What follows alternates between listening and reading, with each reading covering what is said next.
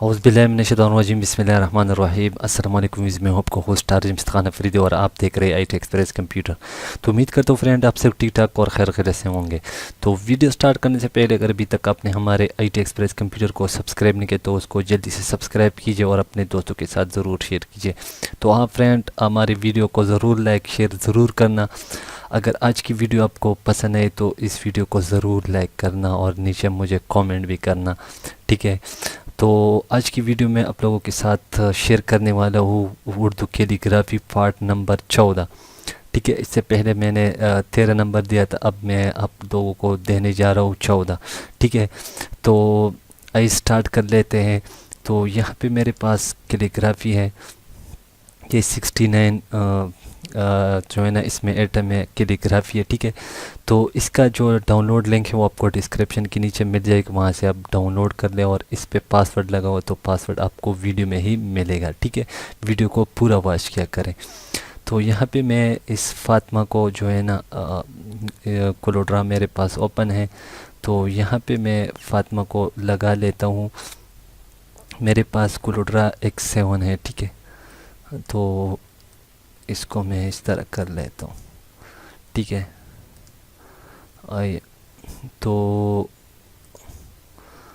यहाँ से मैं, ठीक है, राइट क्लिक, यहाँ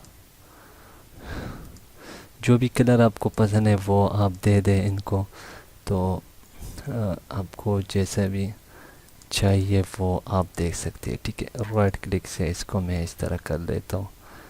F12 आउटलाइन में दे दे, इसको मैंने आउटलाइन दिया, ठीक है।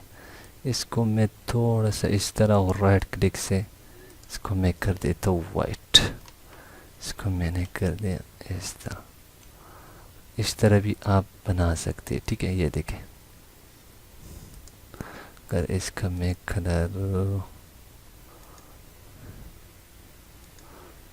ठीक है, तो इसको आप जिस तरह भी कलर देना चाहे आप दे सकते हैं, ठीक है। इसके आउटलाइन में थोड़ा सा बढ़ा ले तो 4 कर ले, तो